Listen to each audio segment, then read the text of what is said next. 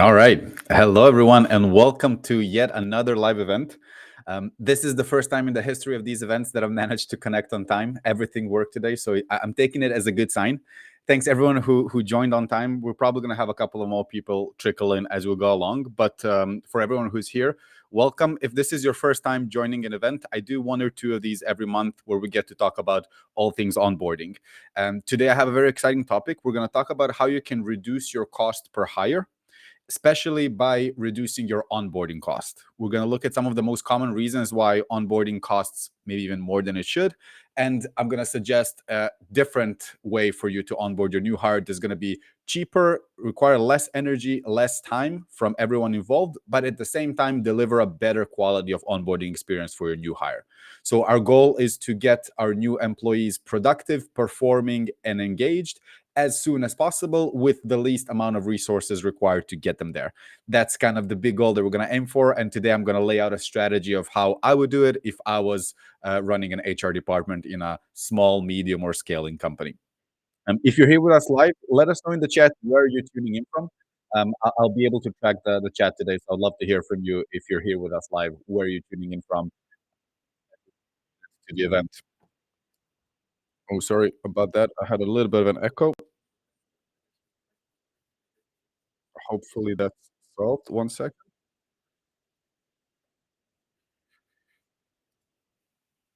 Ooh, that was nasty. I heard myself speak. All right, let's get into it. As I said, we're going to talk about some of the most common onboarding mistakes that are costing us a lot. We're going to look at a different onboarding strategy, and at the end, we're going to have a Q&A session. So if you want to dive a little bit deeper into your specific circumstances, into your case studies, the things that you're working on, we have a platform we can really use it. A couple of housekeeping rules just before we get into the topic itself.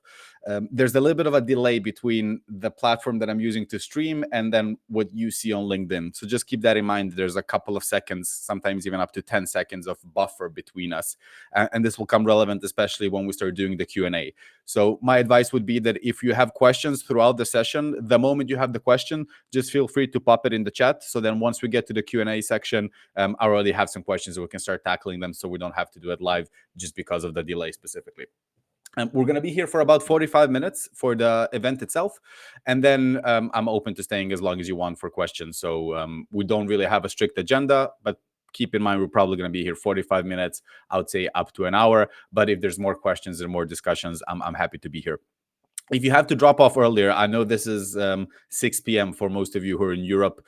So if you have to drop off earlier, that's completely understandable. But if you want, you can shoot me a DM on LinkedIn, and then I'll share with you the recording and also the event notes so that you have all of this content. So if you can stay till the end, just send me a DM on LinkedIn, and I'll be happy to share the resources with you. With that being said, let's dive a little bit into the content of how can we actually reduce our costs of onboarding. And I think the first thing that we want to talk about is why is traditional onboarding so expensive? And what are some of the reasons that are keeping our processes inefficient, ineffective, and also expensive? Let me quickly switch here to my slides view so that you can also see.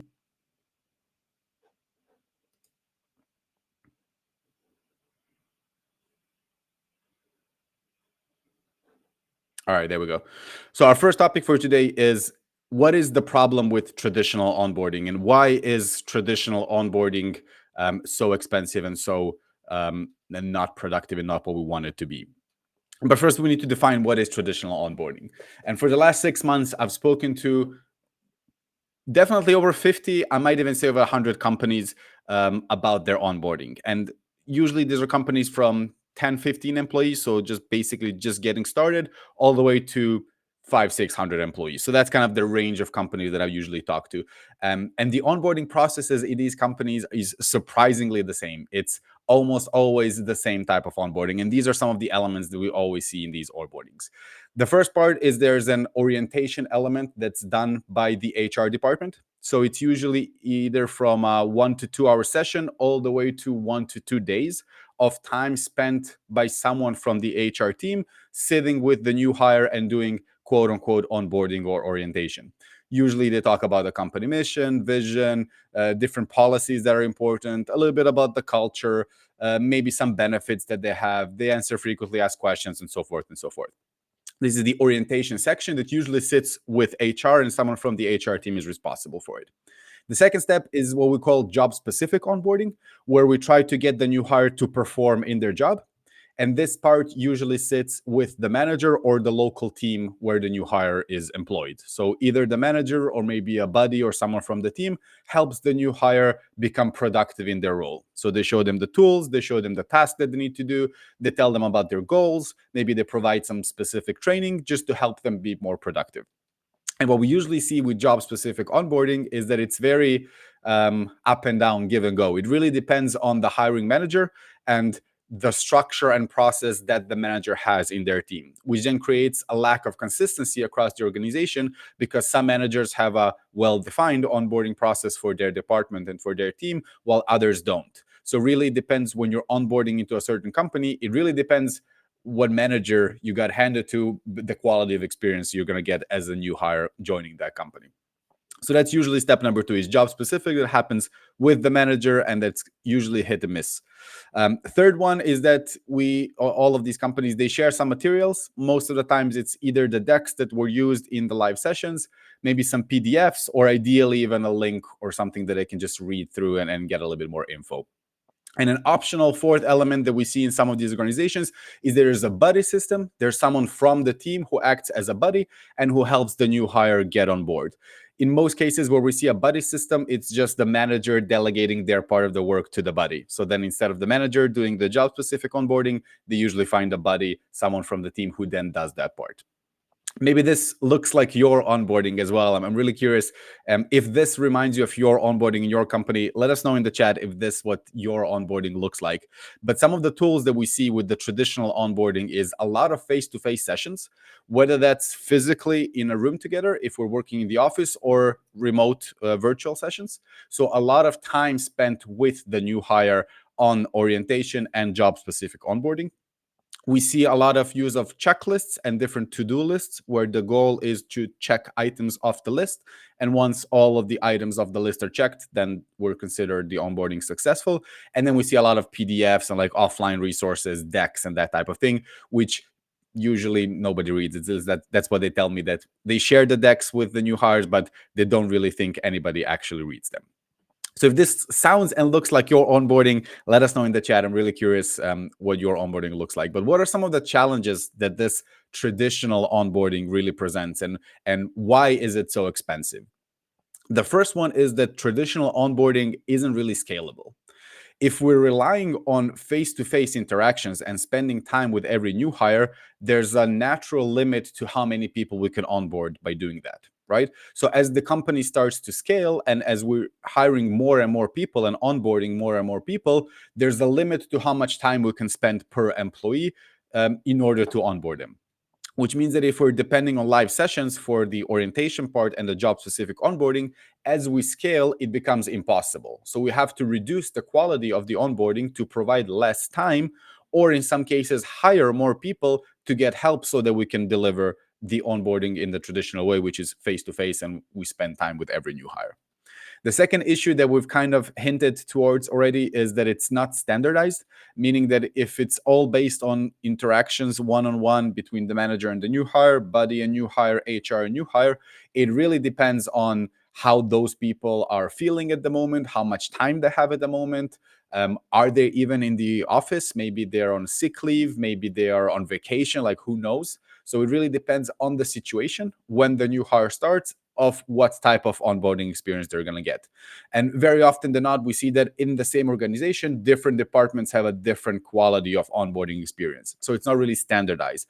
And from an HR perspective, it's really hard to create a standardized onboarding experience where a lot of it depends just on what the line manager does and what the buddy does.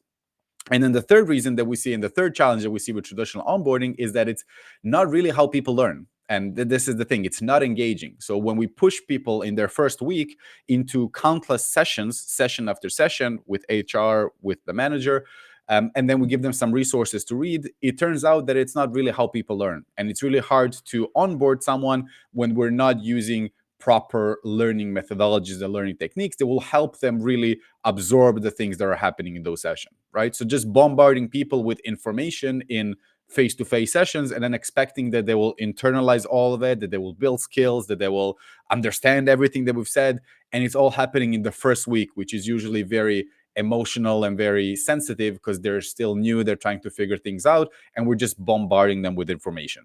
So most new hires would even say that the onboarding that at their company is not really engaging and it's not really enjoyable because that's not how people like to learn. Now, if this sounds like your onboarding and if these are some of the challenges that you're facing, then today I want us to start looking at a different page and flipping a page and thinking of a different way in which we can onboard new hires where we're actually solving for all of these challenges. And I want us to go from the traditional onboarding towards something that I like to call blended onboarding. Now, on the left here on your screen, you'll see what a traditional onboarding looks like. It's usually vertical, where things happen in sequence, one after another. It's kind of a checklist. Once you do one of the things, you check it from the list, and when the whole list is checked, you're onboarded. And then, as we said, most of the items of the list, or even all of the items on your list, are just live sessions with HR, with the manager, and with the buddy. And then you just have a sequence of live sessions and or meetings. And then once you've had all the meetings, you're considered onboarded. Reality is that the results of this type of onboarding and the impact isn't really where we want it to be, which is why I want to propose this idea of blended onboarding, where we look at all of these live sessions, which, by the way, are very repetitive. Like if you ask an HR person what they do in an orientation session, they'll tell you that they do the same thing every time. And I'm pretty sure that if you're the person hosting the orientation sessions at your company, you're aware that you're saying the same thing every time. You're clicking the same slides and you're telling the same stories over and over and over again. Same thing goes for job specific onboarding. Whenever we onboard a new person to a role, we're basically telling them the same thing we told the person before they came into that role. So it's very repetitive and time consuming in a way. And what I want to propose is that instead of thinking of our live sessions as our only methodology, we want to start thinking about self-paced onboarding, where we're taking all of that content that we usually just repeat and all of those decks and materials and the value that we give in those live sessions, and we repackage it in a different format that's going to be more suitable for a new hire that's starting. We're going to give them a self-paced journey that they can take at their own pace, at their own time, and get more value from that content because it's pre-made for them. It's prepared and they already have it ready when they get there on day one. But we're not going to do the whole thing just in self-paced. We still have live sessions that are plugged in as we go to make sure that we have the interaction, that we have the face-to-face checkpoints, that we answer questions, that we build a relationship with the new hire. So we're still doing all of those things. We're just lowering the importance of live sessions. We're removing some of those, turning them into self-paced content, and leaving just a portion of those live meetings. And then if you look at here, left and right picture, left picture is very time heavy, which in business terms means expensive because we're spending a lot of hours. But now we're spending the hours once. We're building a self-paced journey that then the employee can take in their own time, and we plug in just a little bit of our time for every new hire. So basically, we can go from all live sessions to maybe 30% live sessions with the person and 70% automated pre-made content that's going to be ready for them and that they can use whenever they're ready. And some of the benefits of this is that obviously it's less time investment. So it also scales with your company because even if you onboard a lot of people, you have the self-paced solution that's ready that you can just give to all of your new hires. Whether you have 2 in a month or 10 in a month, you can all give them this self-paced program that's ready for them. They can just start from day one. So a lot less time investment and a lot more scalable. The second one is that now we get a standardized process because if we have a self-paced pre-made onboarding that we give to every new hire, we know that they're all going through the same quality of experience and that they're all going to get the same package, give or take, with maybe slight variations, but the essence of it is going to be the same for everyone. So now we can start talking about a standardized onboarding experience across the company and not just in specific departments, specific teams. And the last one, as we've said, this is way more natural and way more engaging for the new hire when they have variation between self-paced study, where I can go through the program at my own time and have maybe different activities, which we'll talk about a bit later. And at the same time, I'm also meeting people from the organization. I'm getting the chance to ask questions. I'm having live interactions, but I'm not just in live interactions. I have this time for peace and quiet, for my own reflection, for my own learning, and to immerse myself into the new role and the new company at my own pace, and how I feel about it. So this results in a much more engaging journey, and we see new hires who are much happier with the process because we're not just pushing live sessions on them, but we're kind of balancing. We're giving them 70% self-paced, and then maybe about 30% of it in live sessions. Now, this opens a new topic where, okay, let's say that we believe in this and we want to have the self-paced onboarding. The question becomes is, how do we centralize this process? Usually the most common question that I get is, where does this self-onboarding sit? Do we need a software? Do we need a tool? Like, how do we structure this self-paced onboarding and what do we put inside of it? Which is what we're going to cover in the second part of this event. But quickly, before we go into that section, I just want to make sure that if you have any questions about the difference between traditional onboarding and self-paced onboarding, if you have any questions about how this could look like in your organization, feel free to pop them in the chat. We're going to have a Q&A section in a bit where we're going to go over all of your questions. So if there's anything about the difference between self-paced, blended, and traditional live sessions, make sure to put them in the chat. And then secondly, like I said, if you want to get the recording of this session as well as all of the notes, make sure to send me a DM on LinkedIn, and I'll be happy to connect and share all of the materials. So as I said, if you have any questions, pop them in the chat, and we're slowly going to go into question number 2, which is, how do we structure this self-paced onboarding plan?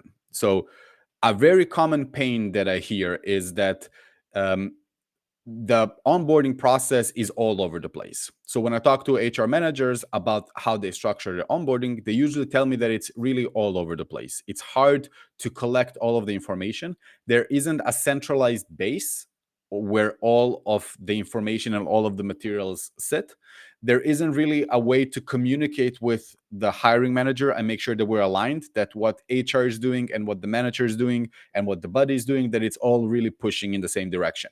And very often it feels like we're randomly going about the onboarding, and everybody is trying to do something and trying their best, but it's not really structured in a plan type of way or like a project-based onboarding. And that's what I want to talk about in this section is, how do we create an onboarding plan? Like, why do we need one? And what are some of the tools and systems that we need to have in place in order to be able to build an onboarding plan for every new hire? In order for us to understand how do we build an onboarding plan and what an onboarding plan is, we need to look at some of the stakeholders that are involved when we're onboarding a new hire. And these are going to be relevant regardless of the type of organization you're in, like the industry, the size, regardless of the role that you're hiring, you're almost always going to have these people involved in onboarding any new hire that comes into your organization. The first one is going to be obviously the HR team. At least someone from the HR team has to be involved in onboarding. We're going to have the hiring manager, so the direct manager to whom the new hire is going to be reporting. They're going to have a role in onboarding always.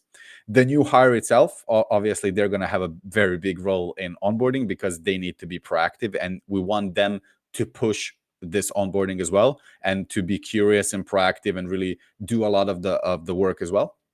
In some cases, not always, but we're going to have a buddy or maybe even someone from the team or department. Maybe it's not a formal buddy, but it's kind of a peer. So someone who is with them on the team who's going to help them on board.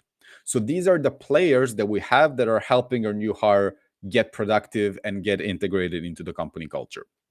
And when I talk to companies and when I talk to HR professionals, what tools do you have and how do you onboard people? What do you usually do? They start listing some of these, which you see on the top here, which is, I'll call them level 1 tools. There's always something for communication. So it's like Google Meets, Microsoft Teams, whatever. There's email, which is always a big one, Slack, Zoom, any of these communication tools. And then there's a lot of PDFs, spreadsheets, slides, decks, docs, all of that. So we have tools for documents and resources and materials, and then tools for communication. And trying to align all of these stakeholders using all of these tools becomes practically impossible. And that's the reason why we get a feeling that our onboarding is all over the place, because we're trying to manage a project that's really not manageable. We have too many tools, too many communication channels, and too many stakeholders that are not really aligned and don't really know what is it that they need to be doing and how can they work together towards the same goal, which is to help a new hire be onboarded, get a hang of what they need to do in their job, and also become a part of the culture. Now, you have some companies that I call these level 2 tools that are a little bit more advanced, and you'll see these in slightly bigger companies where they already have some type of HR system, like an HRIS software. So we see here Hi Bob, Bamboo HR, Gusto, any one of these, whichever HRIS you have. A lot of them have an onboarding feature attached to it.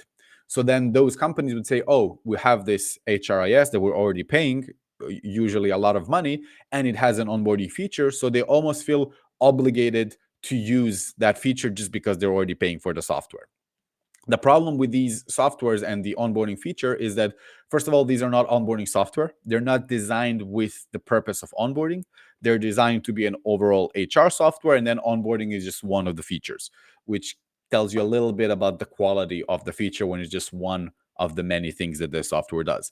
But even more than that, some of the challenges that we see with using specialized software or HR software is that they're still adjusted towards a checklist. So they're useful for an admin side of onboarding, making sure that contracts are signed, that the person has their laptop, that they've logged into the accounts, that kind of thing. They're not really adjusted for training and development, and they're definitely not adjusted for cultural integration. So those things usually don't happen in those softwares. You don't have those options. Another big challenge that we see is that managers don't really care about them, and it's really hard to get hiring managers to care about using an HR software because they see it as an HR software, which is HR's job to use an HR software. And then what happens is that we have the orientation part, the part of onboarding that sits with HR happens in the HR software, but then the managers go rogue and then they use their own tools. So then still we have a process that's all over the place, which at the end of the day costs us in terms of the quality of experience that we can deliver for our new hire. Also, speaking of new hires, a lot of them have never used these softwares, these HR specific tools, and especially if you're hiring juniors, they barely use normal tools. Like a lot of them come to the office, especially if it's their first job, they barely know how to use email. And then the first thing we give them is that we give them this super specialized tool, and we expect them to be able to navigate it from day one, which again creates a lot of anxiety and not a really good experience for our new hires, and not a high quality process for them in terms of the onboarding. And the last one, as I said, at the end of the day, even with all of these fancy tools, it still ends up being a check the box activity where the new hire goes into the tool, they get a list of tasks they need to do, which are mostly admin, and then they just check, check, check, check, check. And once they've checked all of it, it's done. There's not a system to track the process. There's not a system to keep each other accountable in terms of the manager, HR, the employee. We don't know who's doing what. We're not really aligned towards the same goals. We just have a checklist that's somewhere in the software that barely anyone looks at. And this is the reality of most companies, is that these are the tools that we're working with. We have level 1, which are chaotic and all over the place. And then we have level 2, which are a little bit better, but still not really what we need. Now, what I want to propose is a special set of tools that I like to use for onboarding that are actually quite available and that everyone has. So it would fit into level 1 tools. We just don't always think about it as an onboarding tool. And this is where we get to talking about having a centralized base for our onboarding using one of our project management tools that we already have in the organization. So most companies have some tool for project management. It could be ClickUp, it could be Notion, it could be Asana, it could be Trello, it could be any of these, doesn't really matter. And the benefits of using these tools is that first, we only have one tool. So we centralize everything and we say, we do onboarding through Notion, and that's it. So everyone who's involved in onboarding, all of the stakeholders, the HR team, the hiring manager, the new hire, the buddy, all of us are centralized around Notion because onboarding happens in Notion, for example, if you're using Notion. That's the first thing. The second thing is that these tools are, we're expecting the new hire to use these tools later on in their job. So if this is the tool that we're using for project management, it's only natural that we use it for onboarding, and then it will naturally evolve to be the tool that they use for project management. So if they have experience with the tool, perfect, they're already set up. If not, then they're learning a tool that they're going to be using anyway. So we're not learning it just for onboarding. They're learning how to use the tool because they're also going to need it later on when they're managing their projects. So that's a win. Second thing is that it's really the onboarding. When we start using project management tools, the onboarding becomes a project. So it has a timeline. We can set some goals to it. There are different stakeholders that interact with the project at certain times.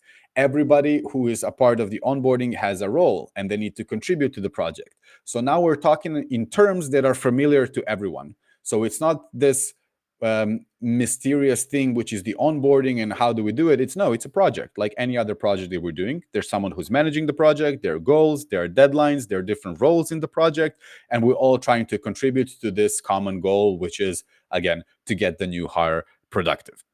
So I really believe that using your own project management system as your onboarding software is the most cost effective way because you already have it. And it's also the most effective way because it's really the best way to get your new hire to go through the program and have this structured, standardized, self-paced type of onboarding. Another thing that I like about these tools and why I highly recommend them is that they make it very easy to copy paste projects. Meaning that if you create an onboarding plan in Notion for one new hire, and then you have another one starting next week, you can just copy paste the project and you're basically already ready for the next new hire. Maybe a couple of tweaks here and there. We'll talk about it in chapter 3, but basically it allows you to easily iterate and easily copy. So it's not a lot of admin work, again, when you're onboarding at scale, which is really important. Now, the question that this opens is that, okay, I buy into this, I believe into this. There's a project that needs to be managed. Who is going to manage the project? Who is going to build this onboarding plan? And what do we actually put inside of the onboarding plan? And that's the last question that we're going to answer today. And that's going to be our chapter 3. But before we jump into that, I just quickly want to pause here again and see if there are any questions regarding the tools that you can use for onboarding. Are there any tools that you're currently using that you're not sure if they make sense or not? What project management tools do you have, and have you tried using them for onboarding? What tools would you want to use for onboarding? Anything regarding tools and how to build an onboarding plan, let's put it in the chat, and we're going to have a Q&A section in about 7, 8 to 10 minutes, and then we can open all of these.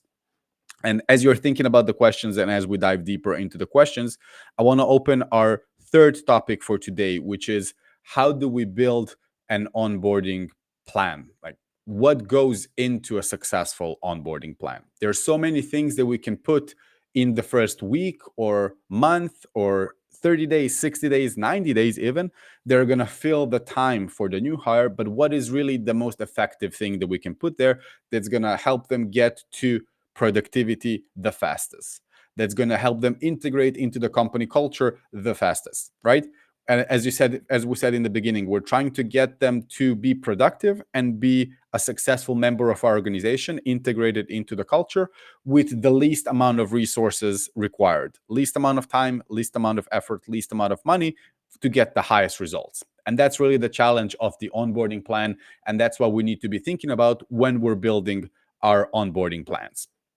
Now, I want to share with you a framework that you can use to build these onboarding plans, which I'm calling the 3C framework. So the 3C onboarding plan framework.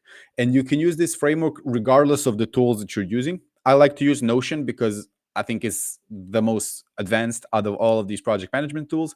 But again, if you're using Trello, if you're using Asana, if you're using ClickUp, it doesn't matter. 3Cs is definitely going to work for you. And here's how it works. To understand the 3Cs of building an onboarding plan, we need to look at the 3 components, the 3 targets or milestones or pillars that we really care about when we're onboarding a new hire. And those are company, culture, and competence. Those are the 3Cs. Now, company, here we want to make sure that the employee understands what company they've joined. Like, why does our company exist? What market do we operate in? Why are we in this market, and how are we competitive in this market? What is our mission? What is our vision? What is the company history? What are the company goals for this year? or for this quarter even. Like, we're trying to get them to understand the surroundings of the company and why does this company exist and how are we trying to make this company successful. And it's really important for the new hires to be onboarded into the company so they understand, okay, this is the organization that I'm in, this is what the organization is trying to achieve. That's our first C. Our second C is culture. And here we want to make sure that our new hire is onboarded into the culture so they understand what are the accepted behaviors and how do we do work around here. What are things that are promoted in terms of behaviors and habits and attitudes? And what are things that we don't promote here in terms of behaviors, habits, and attitudes? And the better we are at helping them understand how we do things around here, the faster they will integrate into our culture and they'll just be more successful. They have better relationships with their colleagues and they'll be more productive overall in the company because they'll integrate into the culture better. And that's why C number 2 is about cultures. This is how we do things around here. And we want to train them on that during the onboarding. The third C is competence. Here we want to make sure that our new hire understands how their role fits into the bigger picture, into the company, and also what does good look like in their role. What is it that you're expected to do in your role? And if they need any specific training to be able to match that level, we want to get them to that level as soon as possible. Keeping in mind that we want them to understand, how do I display competence in this role? What is competence? How do I perform in my role? And how does that role help the company achieve their goals?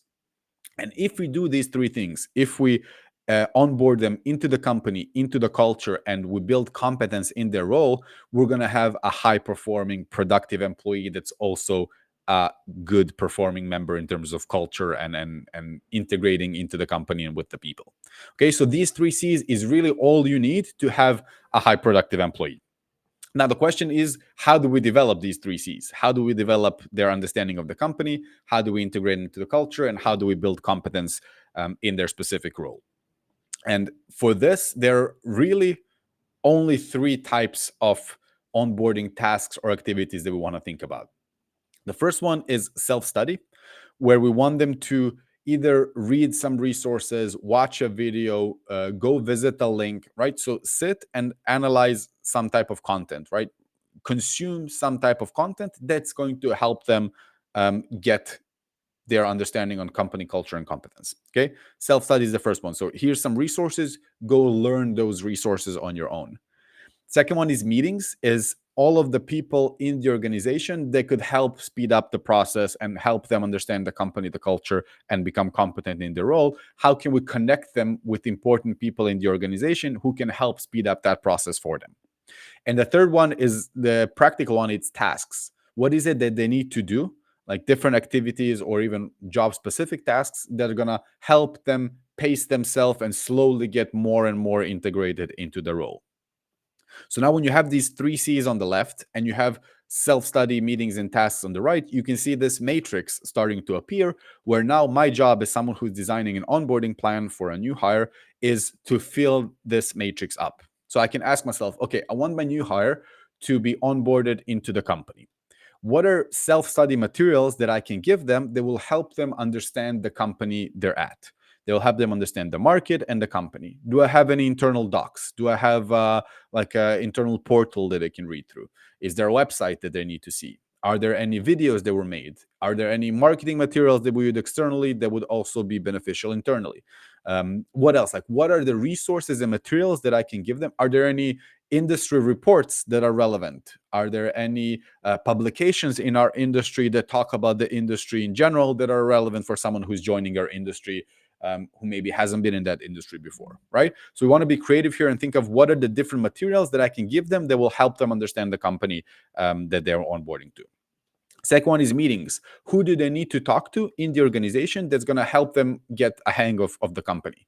Obviously, they need to talk to their manager, they need to talk to people on their team, but are there people outside of their team or department that will be useful to have a one-on-one chat? Is there an employee that's been there forever that could have a 30-minute chat with our new hire and help them understand the story of how the company evolved, right? So it's a 30-minute chat that I could have with an employee that's been there since the company was founded, and then they could have this conversation with someone over coffee or whatever. Okay, so who can I connect them in the organization that's going to help them understand the company? And then tasks, what are the different activities that they can do that are important for someone who is in our company? Do they need to create accounts on certain profiles? Do they need to download some software? Do they need to complete some compliance training? Do they need a certification? Like, is there anything they need to do that's going to help them understand and learn about the company? And then I do the same for culture, and then I do the same for competence.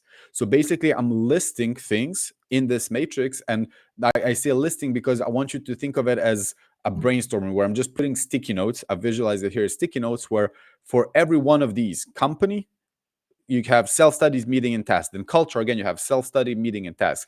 And I want to just put as many ideas as I can of what would be useful as a self-study material, as a meeting they could have, or a task they could do that's going to help them to really get a hang of these 3 C's. And this could be as many as 100 different tasks or 200 different tasks, where we get to a point where people mention 90-day onboarding plan. This is how you get to 90 days of onboarding, where there's so many different tasks that you figure out that are useful, that are onboarding activities that you can give to your new hire. Now, there's a reason why company and culture are grayed out here in a different color. Because as you notice, when I do this once for one new hire, everything that's company and culture is automatically, I can copy paste that for every other new hire. So company and culture is 99% of the time the same for every new hire. So I do this once, I invest the time once, I build these different activities, self-study, resources, meetings, and tasks for company and culture, and that I can copy paste for every new hire. The only variable that I need to change every time I have a new hire is to think about competence.